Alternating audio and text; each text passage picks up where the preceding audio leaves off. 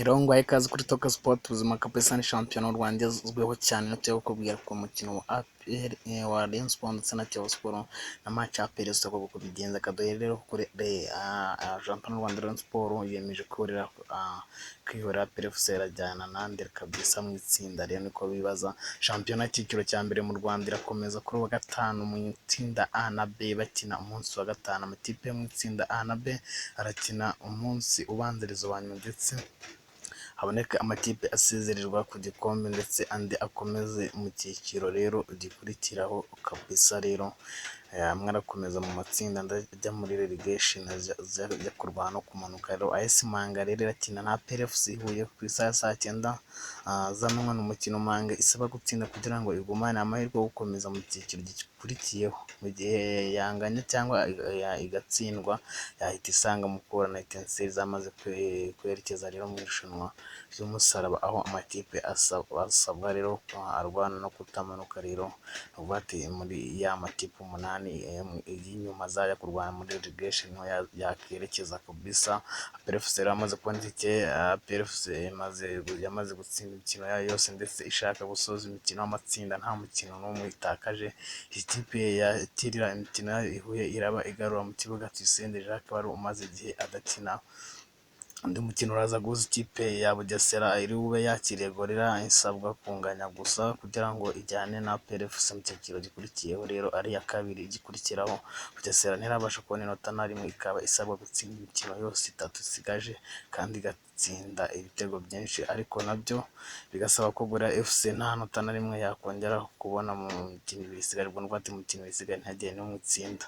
Irindi tsinda B rikomeye kabisa, irindi tsinda rikomeye ni B kandi rikomeje n'itsinda B rikomeje cyane. N'itsinda B amakipe ane yose afite amanota yegeranye kandi yemera gukomeza. N'itsinda ririmo Kiyovu Sport ndetse na Rayon Sport ku isaha ya saa 6 cy'umukanda kabisa. Rayon Sport ayibana saa 6 Bugesera nibwo umukino wa mbere uri butangire. Rayon Sport yakira Kiyovu, umukino uza kuba ukomeye kuko umukino ubanza Kiyovu Sport yisasiye Rayon Sport itsinda ibitego 2-2. Umukino wari wabereye i Remera kabisa.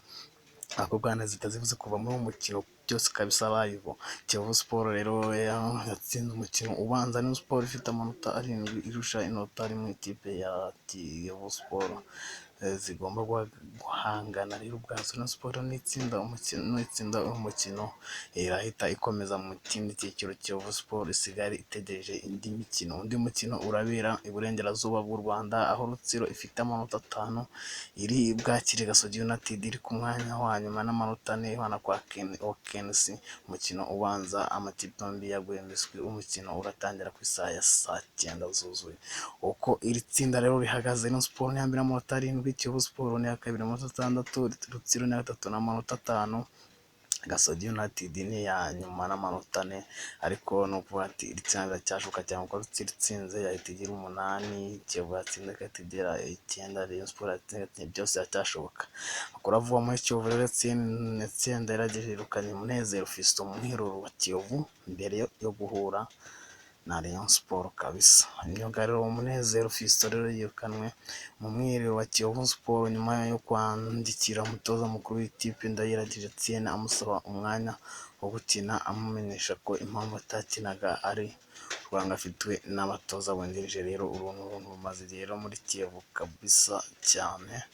Umwuka mubi mu mwiriro wa Kiyovu wongeye kuvugwa rero nyuma ya Babu waherukaga kwirukanwa ndetse hagarikwa n'ikipe nyuma y'uko avuze uko ikoresha amarozi gusa. Rero kudohorerwa nyuma yo gusaba imbabazi, yaje kudohorerwa nyuma yo gusaba imbabazi agarurwa mu mwihiro ndetse anakoreshwa ku mukino batsinzemo Gasogi United kabisa.